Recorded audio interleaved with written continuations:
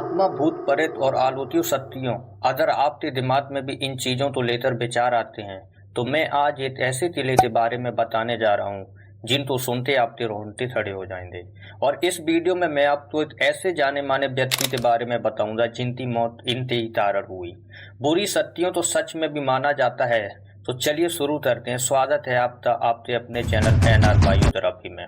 ये कहानी है भानगढ़ के भूतिया किले की। ये राजस्थान के अलवर जिले में बना भानगढ़ किला है। भानगढ़ किले के बाहर लगा बोर्ड में लिखा है कि सूर्योदय से पहले और सूर्यास्त के बाद इस किले के आसपास घूमना तो दूर, आप तो इसके आसपास भी नहीं रहने दिया जाएगा।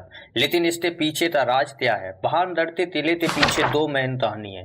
कहते हैं जब अमेर के राजा भगवंत दास भानगढ़ का किला बनवा रहे थे, कुछ दूर पर एक गुरु बालूनाथ तपस्या करते थे। बालूनाथ को खबर लगी थी उनके आसपास में एक किला बनवाया जा रहा, तो उन्होंने राजा को बुलवाकर कहा कि आप किला बनवा रहे हैं, उससे मुझे कोई आपत्ति नहीं, लेकिन ध्यान रखें कि इस किले की ऊंचाई इतनी ना हो जाए कि इसकी परछाई यहाँ आए और मेरे तपस्या स्थल पे पड़े।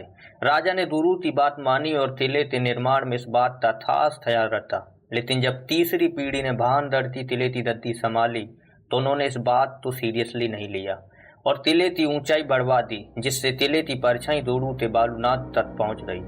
इस पर बालूनाथ को इतना गुस्सा आया कि उन्होंने श्राप दे दिया कि भानगढ़ तबाह हो जाएगा और उसी दिन से भानगढ़ पर दूध का पहाड़ टूट पड़ा। सन 1783 में एक भयंकर अकाल पड़ा जिससे अनेकों लोग मर गए और फिर भानगढ़ एक सुनसान भूतिया किला बन गया। दूसरी मान्यता है भानगढ़ की राजकुमारी रत्नावती जी थी। कहा जाता है राजकुमारी की खूबसूरती के चर्चे दूर दूर तक थे। एक तांत्रिक जिसका नाम सिंधिया था, वो राजकुमारी की सुंदरता पर मोहित हो गया।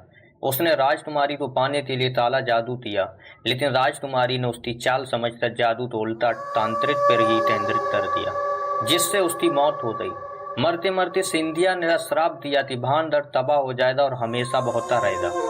लोग मानते हैं इसी वजह से आज भी रात के वक्त भानगढ़ से चीखने चिल्लाने की आवाज आती है।